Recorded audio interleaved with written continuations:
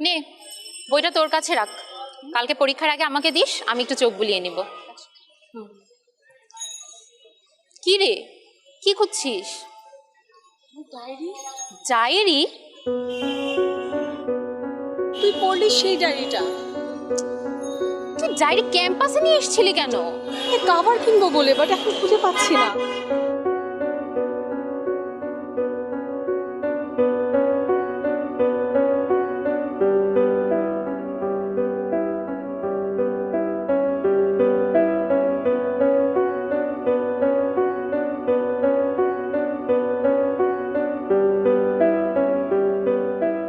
উবারে রেখে এসেছি। তুই ড্রাইভারকে এখনই একটা ফোন দে। কতদিনে পাবো? তুই দে না।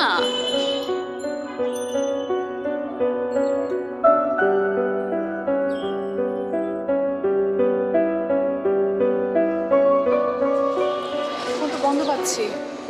তাহলে এখন কি করবি? ডায়েরি।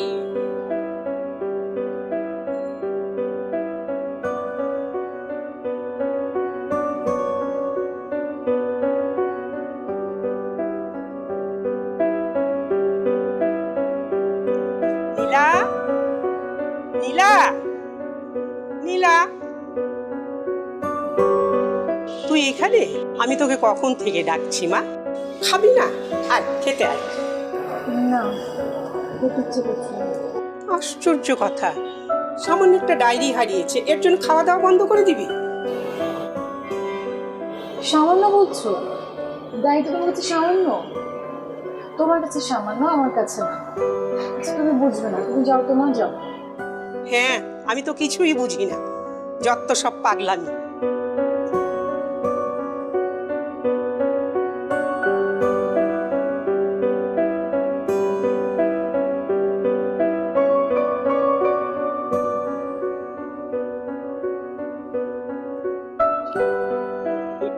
মা, এটা কি শুনলাম তোর ডায়েরিটা নাকি হারিয়ে গেছে?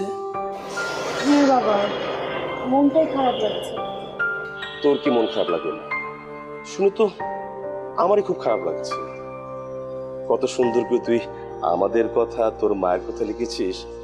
আচ্ছা মা, তুই মন খারাপ করিস না তো, তুই এক কাজ কর, আরেকটা নতুন ডায়েরি কিনে নে। এটা তো হয় নাকি?